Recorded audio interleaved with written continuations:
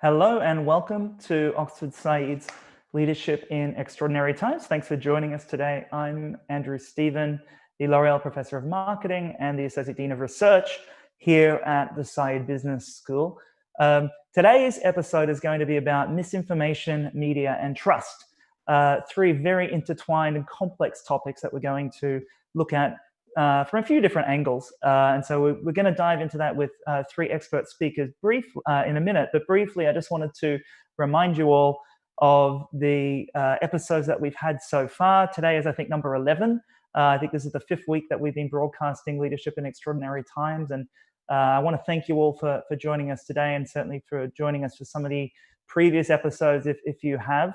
But you can find all of them on our Oxford Answers website, with the address you see there on the screen. So I certainly encourage you to check it all out if you're interested. And also just a quick plug for what else is coming up this week. Thursday, we'll have Dean Peter Tofano in conversation with Jacqueline Novogratz, talking about moral leadership in a time of crisis. So another really, really relevant, and I'm sure will be a fascinating discussion coming up on Thursday, and then we'll be announcing the details for next week's episodes coming up pretty soon. So with that, let's dive into today. And as I said, misinformation, media, and trust. And I want to just welcome our panelists. We've got Phil Howard, who's a professor of internet studies and the director of the Oxford Internet Institute. We have Alex Connock, who's a fellow in management practice here at the business school in the marketing group, and Rachel Botsman, who is trust fellow in management practice also here at the Saïd Business School. And each of them have expertise in all various parts of the three sort of intertwined topics that we're going to talk about today. So welcome to our three panelists. And before we dive in, I just want to remind you, the audience, that we, of course, welcome your questions. So please put them in, and we'll try and field them as much as we can throughout the conversation this afternoon. And one quick reminder also, if you don't mind, not just giving your name, but also where you are in the world, because we have a really global community and a global audience. And I'd love to be able to say that we have a question from Jane in Sydney, as opposed to just Jane, so we can get a bit of that global flavor. So if you don't mind doing that, that'll be wonderful. But let's dive into the material straight up, and I'll go to Phil first, as really a deep expert on misinformation. What is happening at the moment with respect to misinformation around COVID-19? That's a great question. To some degree, everything we know about what's happening comes when we analyze social media data, and so most of the misinformation is coming from social media, and most of it is coming from state-backed news agencies, mostly from the Russian government and the Chinese government. So how is this being politicized? So it's coming from Russia and China, but what are they doing? Well, their messaging is about trust, and the goal of these communications is to try to undermine our trust in our own public institutions and our own democracies. So there's 2 or 3 big messages. The first is that political leaders and democracies aren't serving us well. They're making poor decisions, and they're not able to protect the population. Then there's trust messaging around our healthcare providers, right? The Russians and Chinese media machines would prefer to have us diminished our trust in our doctors. And there's also this message that authoritarian regimes are the most trustworthy. They say they're leading the science. They're on the fastest route to providing a cure, and they're providing aid to democracies to help us with the struggle that we're facing. So Rachel, as an expert on trust, I guess this is eroding all sorts of public trust in all sorts of institutions, but how do you see it? I think one of the things that's important to remember when you look at photos of a crisis and you look at organizations like the Red Cross, when they go in, they take food, they take water, they set up shelter, but they often offer people hand-cranked radios. So information is life or death in these situations. And I think we shouldn't forget that that's what is at stake, that we need information as much as food and water in a time of crisis. And when water becomes contaminated, it's toxic.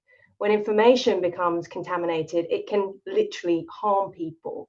So one of the things that is really difficult in a crisis, in a time of uncertainty, is that we as human beings will look for any kind of information that will reduce the unknown for us, that will give us a feeling of control. And this is a nightmare in terms of the information that comes through to us, even if we're looking at trustworthy news sources. So one of the most powerful things that we actually need to do is, rather than pointing at institutions or pointing at social media or pointing at celebrities and influencers, pointing at Russia and China, and all these things are huge problems that we need to solve. The most powerful place to start is with ourselves, is to actually ask, where are we responding to information? How are we emotionally reacting? What times of day? Which news sources do we go to? What news stories are we looking for? So I know with myself personally, I, like millions of parents, are honestly desperate for my children to go back to school. And I think about all the children around the world that really do need to go back to school. So I will look for any information that is about the June the 1st deadline in them returning to school. That's my desirability bias to kick in. So I think the place to start is actually by thinking about your own behaviors and how you are responding to information, and understanding that your body and mind needs good information as much as it needs food, water, and shelter right now. And so, Alex, the broader media therefore has a role to play in this as well, because I think, you know, what Phil's talking about is where this is coming from, and these sort of state actors and state-backed media providing that. And then Rachel's talking about how we process this individually and kind of the psychological consequences. And then in the middle of all of this, I suppose, is, I guess, what we could call the independent media, or the non-state-backed media. So where do they fit into this? Because, you know, they might create news stories about misinformation. You and I were talking just the other day, for instance, about pieces on shows that have sort of trying to, you know, uncover misinformation, but at the same time they're perhaps perpetuating this doubt or uncertainty that Rachel is talking about. So how does this all kind of fit together with the conventional media? Well, first of all, very briefly, the state media itself, you know, if you split that into three, in the UK, for example, you've got the government briefings, you've got the BBC, which I know is not strictly state media, but I think many would perceive it as such. And finally, you've got the Ofcom, which is the media regulator, which is actually now putting out weekly reports on disinformation in an attempt to kind of level the landscape. But in terms of the non-state media, there's actually been, I think, quite a rather interesting reshaping of the way the non-state media interplays with society over the last couple of years already, or perhaps since 2016. So, you know, one of the big new players we've seen is the rise of the charity fact checker. So you have Full Fact, which is a sort of genuine public service presenting, you know, in a clear fashion, debunking of all kinds of nonsense conspiracy theories, you know, for example, around the supposed link between 5G, the telecoms technology, and coronavirus. So that's a new sector. Secondly, you're seeing the state engaging with social media channels. So, for example, it's not accidental that Peter Heneghan, who is the head of the digital unit at number 10 Downing Street, the UK, where the Prime Minister's based, is former head of PR at both BuzzFeed and the Lad Bible, which are both huge social channels. And in fact, they've allowed questions from both BuzzFeed and the Lad Bible at the daily press briefings. So that's a new player in the non-state media. The digital media are doing a pretty good job as well. So, for example, Wired magazine's done quite a lot of kind of point-by-point takedowns of kind of some of the more nutty conspiracy theories in quite a kind of mechanistic and detailed way. And then actually, to be fair, the traditional media has done too. So you've seen, for example, Mail Online, which is a very traditional newspaper, the Daily Mail, but which has a huge global footprint, has been quite instrumental in, for example, taking on a presenter of a channel in the UK, ITV, who said that it suited the state to not allow rumors about the supposed link between coronavirus and whatever. And the Daily Mail did quite a good takedown of him. And then the Times has done quite good historical perspectives where they've looked back to the 17th century and the Great Plague in 1665 and found analogies there where the state was having to take on some quite wild and crazy rumors at that point. So I think there is a bit of a reshaping actually of the non-state media and a sort of stepping up, if you like, of the state media and taking on what is quite a big across the board phenomenon. And don't forget, some of the misinformation has actually come from the very top of states. So, for example, Donald Trump saying, you know, of the malaria drug, why don't you just take it? What do you have to lose? And so when you're dealing with misinformation coming from the very top of one of the most powerful countries on earth, it's very important that the non-state media as well as the state media get stuck in. Which then kind of, I think, brings us back also to Phil in thinking about approaches to tackle this. Because I guess Rachel's saying, well, we need to be aware of this as people and think about it from that sort of bottom-up approach, I suppose. And Alex, you're talking about sort of the various entities within the media industry and their responsibilities. I guess two other players in this space, at least two other players in this space, are governments and the social media platforms themselves. So Phil, what's happening in that sort of realm? I know you work with the UK government, for example, and have recently been speaking with them. So maybe that's where we could begin. Certainly, I think your instinct is right. There's a balance. We all need to be better at consuming information and smarter before we share it. I think there is also, though, a structural problem in that the social media firms serve up misinformation in the key days before people vote, or the key days when they're trying to learn about what the government has said about public health policy. And that misinformation undermines our trust that the stores will be open and the schools will reopen. So good, consistent, clear messaging has to come from the top. It has to come from a credible source. And we shouldn't have information structures that serve up the junk to us when we need the high quality information. So, there's several of us who are arguing that the best thing that can help address this, inoculate us against misinformation, is a better supply of data, both from the social media firms and from government itself, right? Keeping data open in part helps us all see what's going on, track the misinformation, and stifle it when we spot it. So I want to talk a bit more about the social platforms as well, because obviously, I think we're all aware of the amount of posting coming into the likes of Facebook and Twitter and everything else. It's very, very, very hard to sort of police that.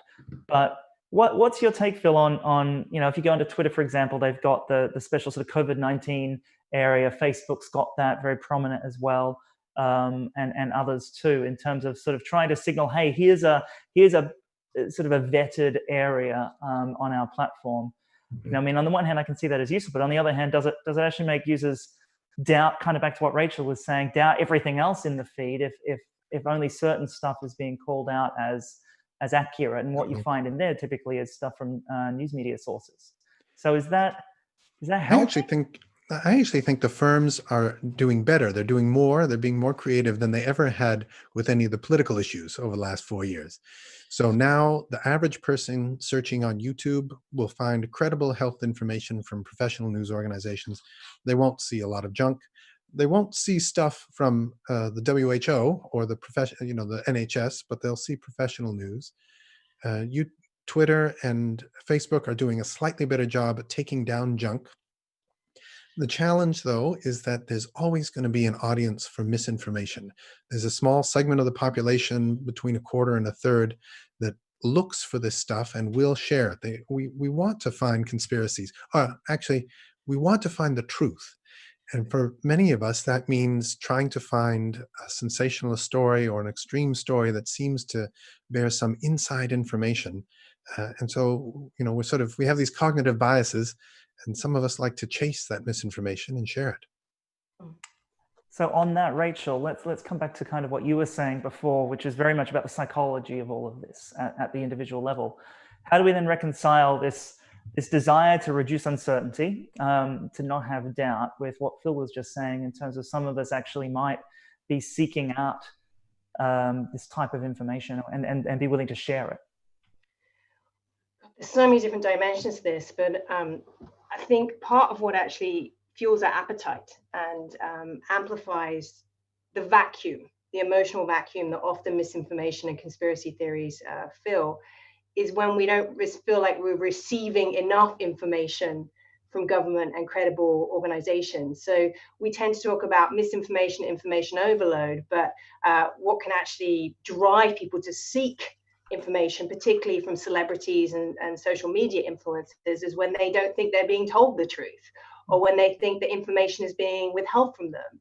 And I know this is different from all over the world, but if you look at the studies in terms of people's confidence in the government, which is essentially trust, do I have confidence in the unknown, what they're doing, what I can't see?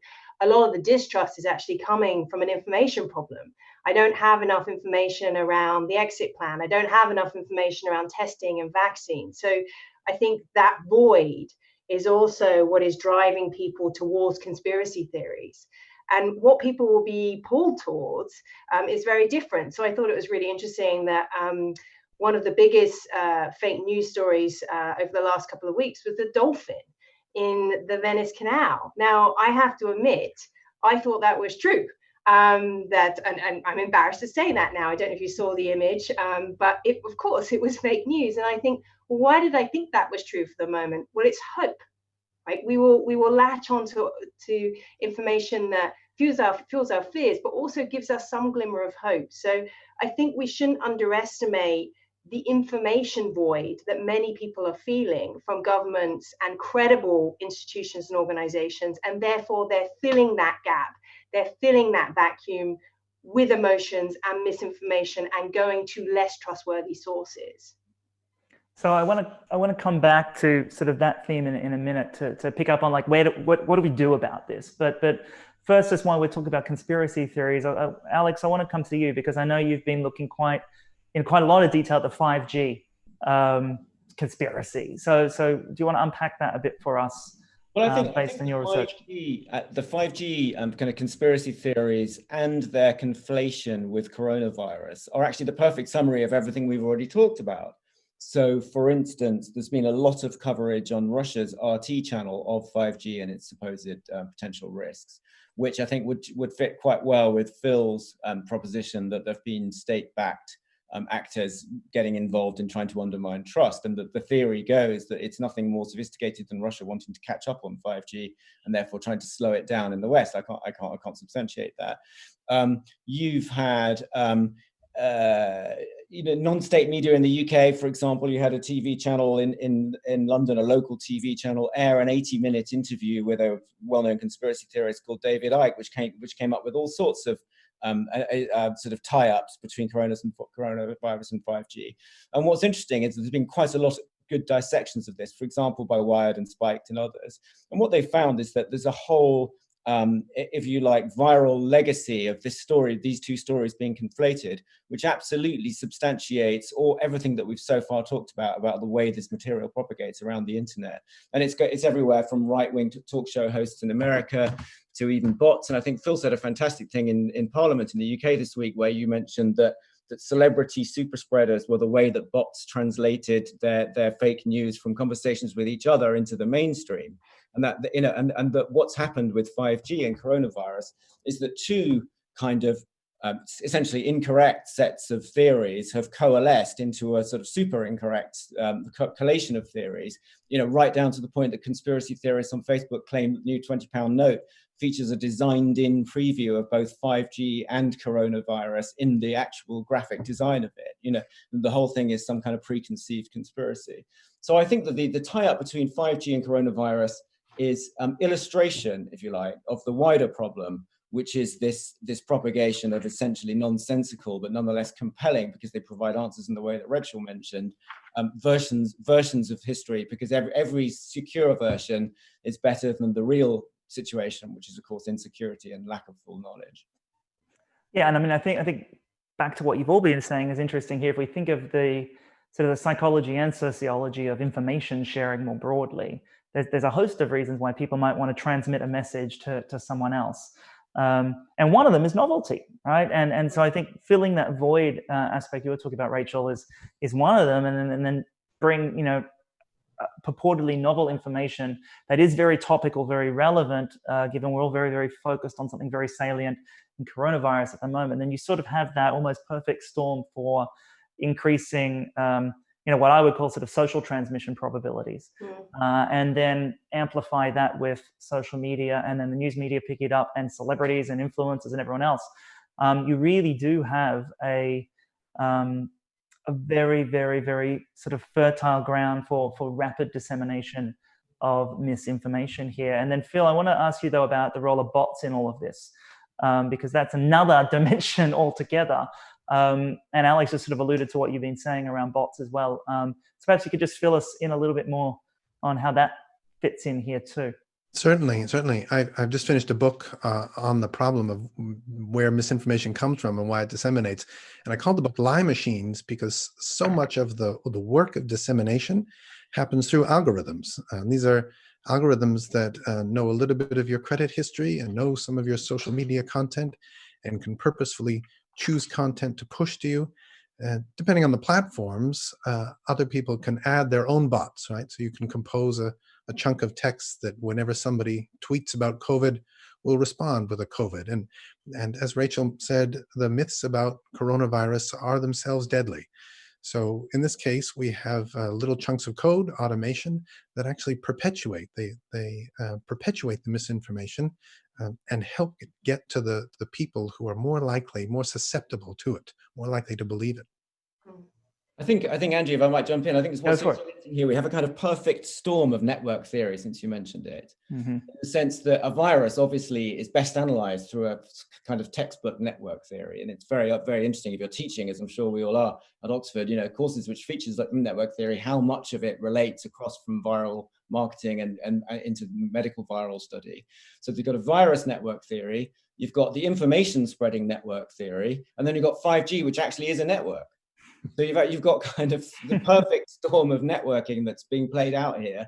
And of course, the network is the perfect mechanism of transmission. And actually, the government itself in the UK put out a advert today pointing out that if you go on WhatsApp and share a theory of whatever kind, and up to 20 to your 20 WhatsApp pals, and they each do that, then you're at 3.5 million people. And that's network in operation, isn't it? And it's the same with the super spreaders in the virus. So it's if it wasn't so awful, this would be the perfect intellectual case study in networking. Mm-hmm.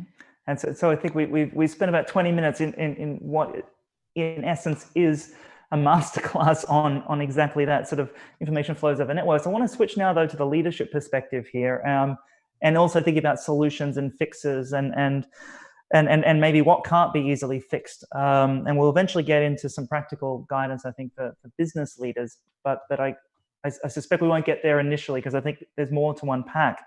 But Rachel, perhaps if we can start with you, because you brought up the sort of psychological aspects. So you've often spoken about trust being something that you earn as opposed to it's a built thing or it's just endowed. So if we're talking about this erosion of trust, people are very doubtful. They don't know really which sources to trust now, but they're internally or intrinsically kind of motivated to latch on to information because they need it. How do institutions re-earn that trust if it's now been brought into question? What should you do? Well, I think the role of trustworthy leaders has never been more important than ever before. And as you say, I really have an allergic reaction to the language of building trust or how do I build trust, because it is this idea that you have to be given trust and therefore you have to demonstrate you're trustworthy. And it's not like a fixed asset that can be managed. It's a very continuous process. One thing that I find fascinating, and I'm not usually one for sort of gender stereotypes, is why we're responding to female leaders in this crisis. So if you look at Merkel, if you look at Jacinda Ardern in New Zealand, if you look at, I've forgotten the Danish Prime Minister's name, I can only remember her first name, Prime Minister of Norway, these are all women. And why does it feel like they're cutting through? Why are the research studies showing that confidence in those governments with female leadership is higher than governments with male leadership? And I usually don't like this gender stereotype, but I think there is a learning there. And when you look at their communications, they are calm, they are consistent, and they are confident. And so I think what we're seeing is this idea that empathy and strength can go hand in hand. And this is so important when it comes to trust. Whereas I think some institutions and some forms of male leadership and communication, they tend to sort of overemphasize the confidence over the competence right now. So I think there is something to look at and to learn from why we are connecting to many female leaders and why there is a correlation, why trust and faith in those governments and confidence to do the right thing right now and to lead us through the crisis is higher generally than governments with male leadership. So I can't underestimate in terms of trustworthiness the importance of consistency right now. And this is where I would criticize the UK government. We have inconsistency in the voices delivering the information. So that's a problem. Like every night we see a different figurehead up there. We have inconsistency when we can expect to receive the information, inconsistency in the way the information is packaged. And that is terrible for trust. So how we fix consistency issues, how we fix clarity issues, and how institutions can really take that empathy and strength that we're seeing in many of these female leaders. I think there is a lot of lessons to be learned there. And I'm just going to go to an audience question now, which is actually very, very similar to what I was going to ask you, Alex. And that this comes from Sandra in Brisbane, Australia, which happens to be my hometown. So how would a business leader, though, communicate this? So I think Rachel was talking about sort of governments, but what about if I'm running a business and, I'm aware that there's this trust issue around misinformation in sort of the general public? Do I have a role to play? Yeah, thanks, Sandra, and how lucky you are to live in Brisbane. First, be there and be in the conversation. It's in the enlightened self-interest of business leaders to communicate on wider societal issues. And Milton Friedman's argument that the only purpose of a business is to maximize shareholder value is fully 50 years ago now. It's another era, another age. And in fact, the ESG focus, which is very core to Saïd, environment, social governance, is absolutely vital, and it's actually the first thing we do in the marketing course. So be there because it's the right thing to do. Actually, companies that have strong ESG outperform in results. There's lots of research, including here at Oxford, to substantiate that. And actually, companies that do well on ESG are more investable as well. So that's why, in terms of what you should do, I think there are three things: get the advertising right, get the public information right, and get the PR right. So in terms of the advertising, actually, I think many companies are getting it badly wrong at the moment. And actually, there's quite a lot of quite funny sort of mashups of videos where they're essentially showing that every American corporation, from Federal Express to Uber to Budweiser and Samsung, I know it's Korean, have made pretty much exactly the same advert, which kind of starts with mawkish piano music, then goes into a quiet sequence of people at home sort of putting their thumbs on Zoom, and then ends up with a slightly more empowering sequence. And they're all sort of coming together, and they're not really working. And there's that, given that there's what Martin Sorrell called a Darwinian cull of media underway, which is that, the whole advertising groups and whole creative media companies are getting slashed and advertising budgets are up to 50% down. The sort of corporate America and the corporate world need to do better than that. So the second thing is get the public information right. And I think on that front, companies are doing really well. So actually, when Trump came out with his sort of slightly veiled suggestion that people might try ingesting bleach, it was Reckitt Benckiser who came out, the makers of Dettol, who came out and said, you really don't want to do that. And their statements were actually probably better worded than those of the actual US government at the time. And in full fact, which is the UK charity, sort of backed them up on that and said the industry was doing a good job. So stick to that, get the public information right, and finally get the PR right. And I'd say it's been a mixed story on getting the PR right. So some people have done really well, like Gilead, for example, the American pharma company, have actually communicated quite well around the doubt around some of the early trials on their remdesivir drug. So they've done an excellent job, but some corporations have been absolutely tone deaf.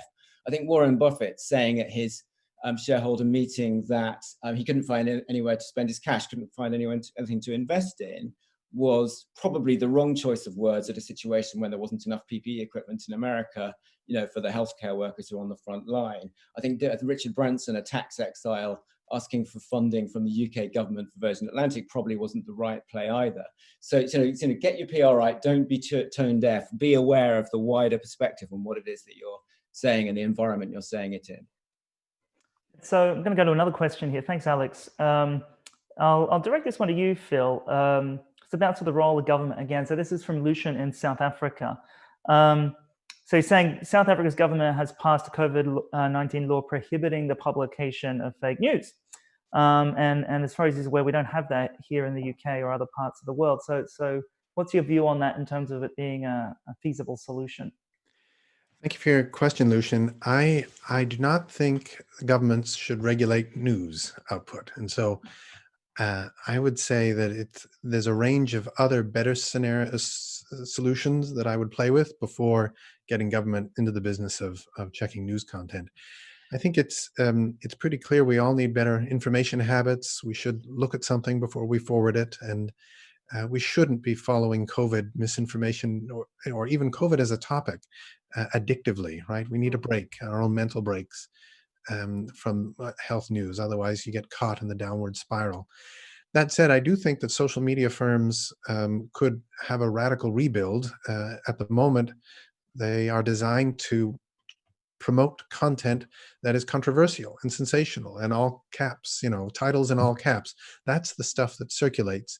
And government probably should have a role in guiding social media firms towards better behavior, building for consensus, right? Helping good stories circulate further, following on with more good political speech is going to be a better solution than clamping down with censorship mechanisms.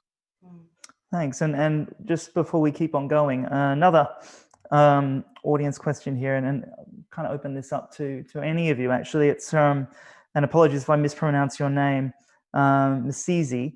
Has anyone considered how credible information spreads as quickly as fake news does, or does it take too much effort to disseminate credible info? So I guess sort of the different rates of diffusion. Any insights on that, for sort of real versus fake information? Well, once it's caught, if a social media firm allows us to flag it, users can flag it, and then there's algorithms and there's teams of people who sit there and inspect the comment and try to remove it.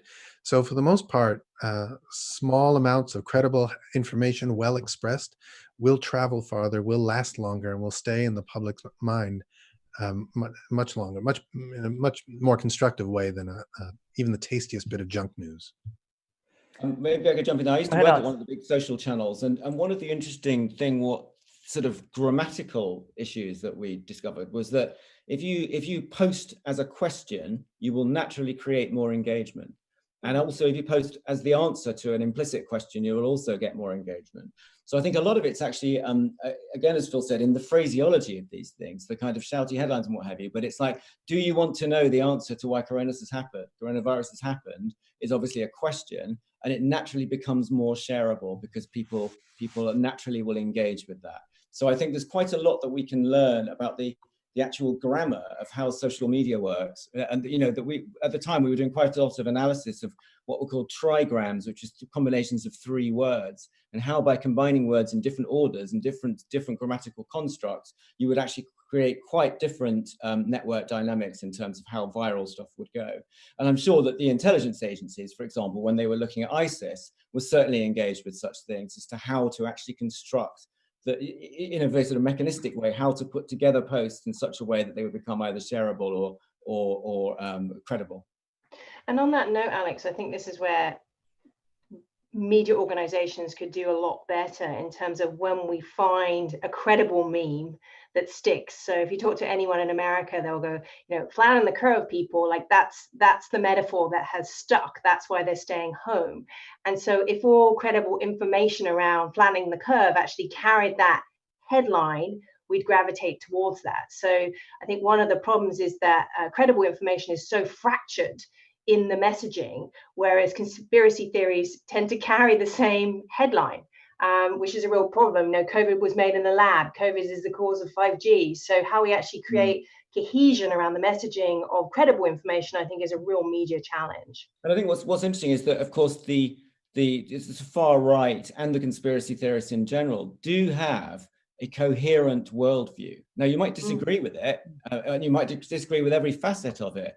But if you listen to Russ Limbaugh or saying that the reason COVID-19 is called COVID-19 is because it's the 19th coronavirus, which is factually incorrect, as it was actually called that because it was 2019.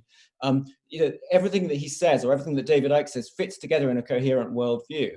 And I think, Rachel, when you alluded to the female leaders being better than the male leaders at all of this, part of that is because they have constructed credible, holistic, alternative worldviews that we can subscribe to in the way that Angela Merkel, with her PhD in nuclear chemistry or whatever it is, has done so effectively. So I think the sort of global answer to how we take on misinformation is by creating our own coherent global worldview into which any given facet of information will seamlessly fit. Yeah, and I think, Alex, you alluded to this as well, but I think if we think about, for you and I as people who work in marketing, if we think about, exactly the things you were talking about, in some sense, the grammar of social media or what gets attention in a news feed. A lot of research in industry with sort of likes of Facebook and Google and Twitter, as well as, our own work, looks at this, what gets people to actually pay attention to, for example, a brand's post in a news feed. Well, it's those very aspects about attention grabbing that are being used by actors who are seeking to disseminate misinformation. Interestingly, governments and corporations often don't use some of those elements in their playbooks. And a key one that we found in our research is actually the use for social media is the use of an informal tone. Basically the advice we always give to companies is speak, in a tone of voice that's colloquial, that's social.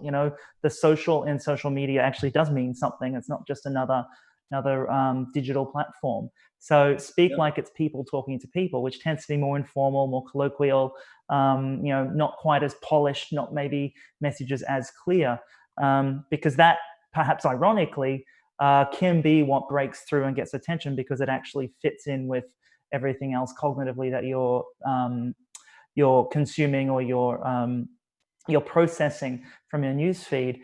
And so if you think about what governments do, just to pick on government messaging, it tends to be very official, very serious. And there are obviously many good reasons for that, but it's not always the case in a social media environment that formality, that sort of very official looking video and the chief medical officer here in the UK, very serious looking gentleman staring into a camera.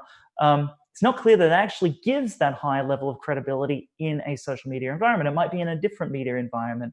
And so I think there's a lot that organizations, as well as governments and anyone else seeking to spread the correct information, need to kind of look into in the marketing and the advertising world, because they've been doing this for a long time to figure out how to best communicate and get attention in digital channels, which we wouldn't normally think about, particularly in sort of formal government aspects. So I think that's just another sort of build on what you were saying, Alex. I want to come though to another question from the audience. This one is coming from Anna, who's in Torino in Italy, and asking just actually, do we have any good examples we can share from either public bodies or indeed companies that are sort of getting it right in this low trust confusion environment with their messaging or advertising? Rachel, perhaps you might have some examples first. Yeah, I mean, just before I answer that question, I think you raised something really, and this I think relates actually to what governments and companies need to be doing. I'd like us to identify sort of 3 things people are looking for in misinformation. So we're trying to understand the cause, we're trying to understand the endpoint, and we're trying to understand the cure. And there might be more added to that list, but I think if we could actually get to the root cause of what people are seeking from these conspiracy theories and pummel credible information against those targets, we could be more strategic in the information that we're disseminating. Sorry, I digress. So getting back to best practice examples, I think it's really interesting that there are more examples coming from public leadership than there are from corporate leadership. So the first thing that actually strikes me is, where is the voice in financial services? I can't point to a best practice in financial services. Where I think we're seeing some stellar leadership is if you look at Hilton and eBay, even companies like Airbnb. And what's really interesting about these companies is it's solution first, right? So they are legacy systems and infrastructures are not getting in the way of the way that they can redeploy assets and solve a problem. So they haven't come out with a communications campaign first. They've said, right, maybe we can provide housing for vulnerable workers. Maybe we can support education in a significant way. With eBay, how can we support microfinancing and small business loans? And they've redeployed their assets and come up with a new form of value and solving a real need. And then the communication follows. So I think it's actually Brewdog, so the company that is now was a gin company and is now making hand sanitizer, right? It wasn't a communication campaign, it was solution first. So that's where I would actually look is companies that are being incredibly innovative in the way that they take, in some instances, the idling capacity that's now in their businesses and redeploying their assets to actually solve a really big human problem. Because we can't forget that this is a human crisis. I mean, I know it is a crisis caused by a disease, but this is a human crisis. So the companies with the best practice examples, they are providing real solutions to human needs. Yeah, and then I mean, I think, you know, really good examples there are around that sort of redeployment of assets, you know, making, you know, like I think it's also LVMH making hand sanitizer and so on. So I guess really the point there, Rachel, is, you know, you start to, you know, as a company, if you take action, it's, you know, the actions speak louder than words there. Some more questions actually from the audience. This one, I'm going to take another one from Australia. This one's from Shan in Sydney. This one's for you, Phil. Back to regulation. So if the government doesn't regulate fake news, what is the solution, as this is doing a lot of harm? Well, there's a couple of ways to get the right solution. I think some of the research that we've done at the Oxford Internet Institute shows that when scientists can communicate their findings with a good story, they have much more impact than if they just publish in an academic journal. And scientists, especially around climate change, for example, are getting much better at telling compelling stories about the adventure of research and the importance of the findings. And so I imagine that will be transportable to health, right? If health researchers want to tell the story of searching for a cure, of the late hours burning the candle at both ends, that's going to be the narrative of adventure that will keep us hooked on the journey towards finding a cure. That storytelling is going to be very important. I think one of the real challenges, especially for business leaders, is going to be around communicating how they are treating their own employees. Mm-hmm. So some of the superclusters that are popping up in the United States are popping up because large firms have made their employees go back to do low-wage labor. And there's been a sector of the economy, the gig economy, that's just been decimated by this, and there's a range of workers who simply don't have the protections that those who work for major firms do. So business leadership not only has to figure out how to contribute to public life with sane, sensible recommendations and messaging, but demonstrating that they can take care of their own staff and their own workforces is going to be vital. Alex, do you have something to add to that? No, I thought Phil said it brilliantly. I think if I could just sort of pick up on that as a sort of wider commentary on the upending of capitalism in a way. So this has been a populist uprising, and the kind of social pyramid is turned upside down. It's been a kind of media version of 1789 or 1917 in the sense that celebrities have had a very bad war. You know, you look at, you know, Victoria Beckham, for example, and the sort of, or David Geffen with a sort of beautiful drone shot of his yacht in the British Virgin Islands, posting it on Instagram and then being surprised at how badly that went down around the world. And the new heroes are the bin men, the nurses, the retail workers, the workers in the Amazon factories and so forth. And I think if you combine that with the fact that we've become the kind of binge viewing, miniseries viewing population who are sort of Netflix junkies, actually feels right that possibly there is a really interesting storytelling opportunity around singling out some of those core workers in society who've now become the absolute pivot of our world. So, for example, in the UK, while celebrities haven't done very well, Captain Tom, 100-year-old veteran of D-Day, walked with his sort of sort of rest around his own garden and raised £30 million. And so there's an emotive story that tells a much wider story, but through the prism of one individual. So I think if I were in the storytelling business for government, for example, at the moment, I would be looking for more stories like that. And I'd be looking to tell them, as Phil suggests, in a kind of sequential, dramatic, in-depth mini-series way that tracked, the finding of a virus of a vaccine in Oxford over a period of months or what have you. And that's actually probably more likely to address the story long term and address the false rumors and the misinformation than instant hits on Facebook or Twitter. And so, I mean, Rachel, I think this comes back to what you were talking about much earlier around hope and people wanting hope. And I guess there are different ways to deliver hope. And in a void, we might seek out misinformation that whatever sort of fits with our worldview or is just intriguing or gives us some kind of place for confirmation bias. But I guess what Alex and Phil are talking about, though, is something else around storytelling. So what's your view on that? Because it could be a different approach for organizations to take to sort of provide that hope. But I think it connects also to what Alex is talking about, is that the way many brands have responded to this idea of hope has been those campaigns. I think it's the Facebook campaign where it's like beautifully shot, and I thought it was an advert about a choir because it's someone singing about the NHS workers. You've probably seen it; it's running everywhere, and so it feels cliched, right? Already in 3-4 weeks, that every campaign that is essentially meant to be a campaign about optimism somehow feels like it's taking the only connection that we have to the world and to each other and turning that into an advertising campaign. So what we respond to, whether it be the dolphin in the canal, which is fake, or Captain Tom, is something that feels tangible. There's a scale thing to this. So when things are so out of our control, we gravitate towards things that we can understand and quite literally put our hands around, that have a physicality to them.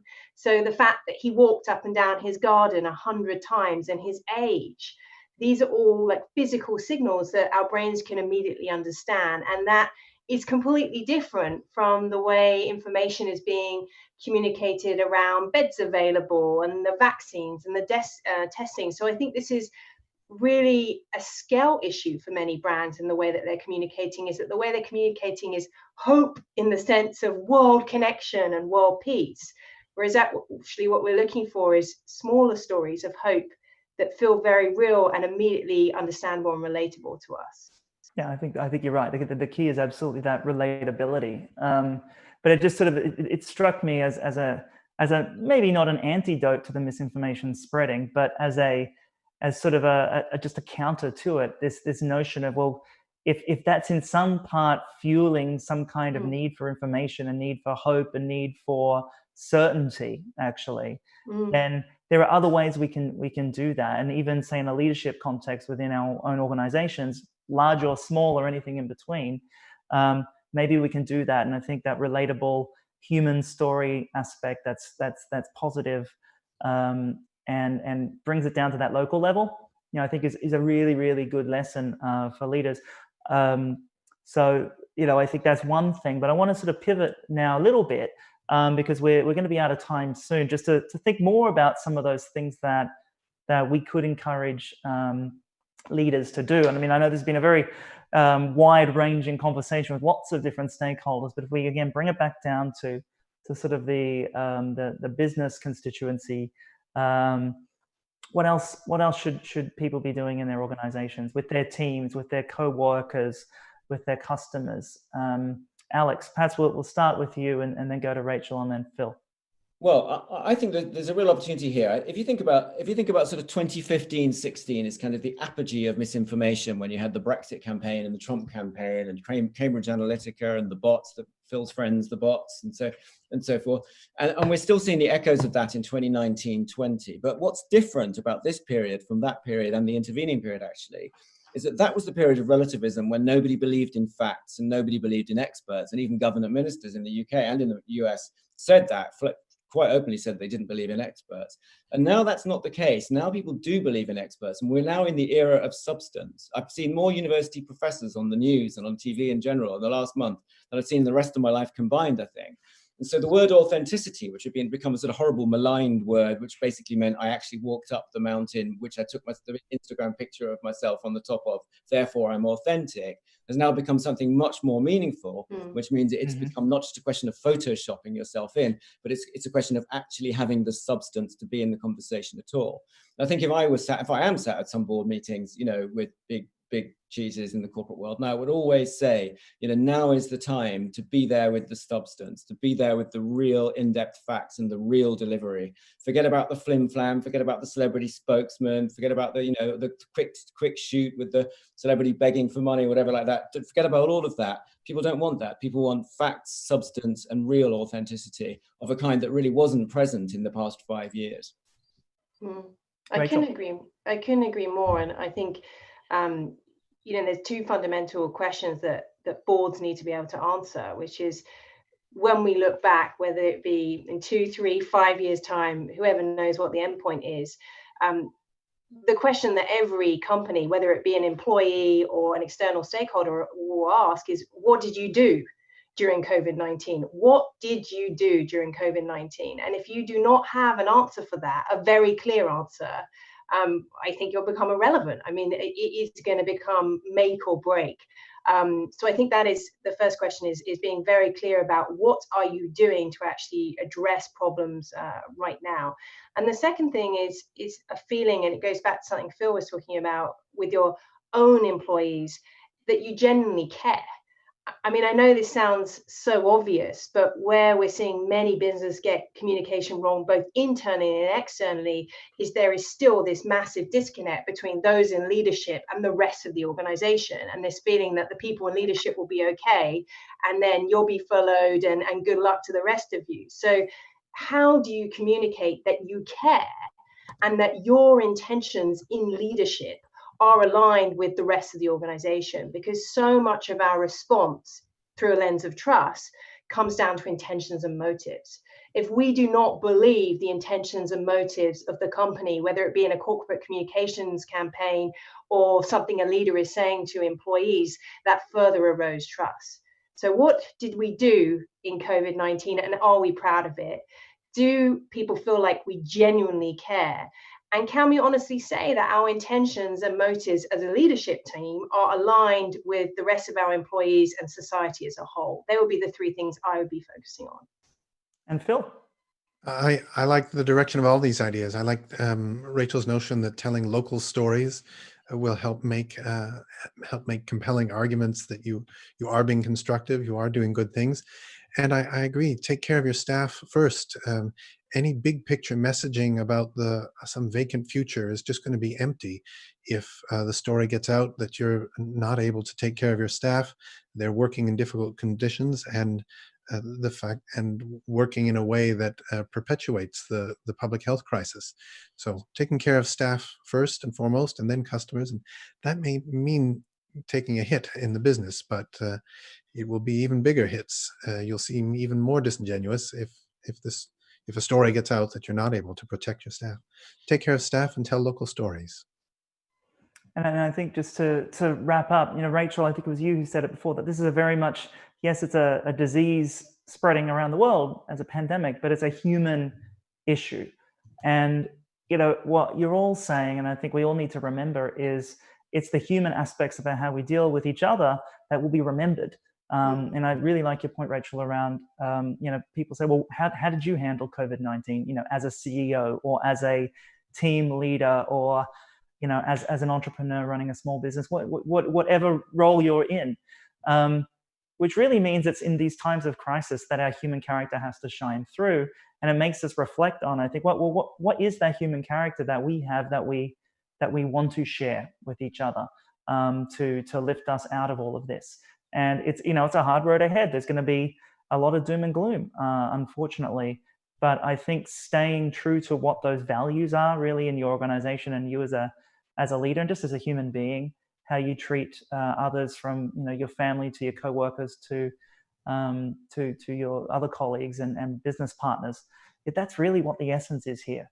And I think we're at a sort of a point in time where people are going to remember, and not in terms of a punitive, I'm going to remember and hold you to account, But I think just in terms of people are trying to handle all sorts of things. I mean, before this broadcast started, a few of us were talking about, juggling work life plus, having kids in the next room, trying to, fumble through homeschooling.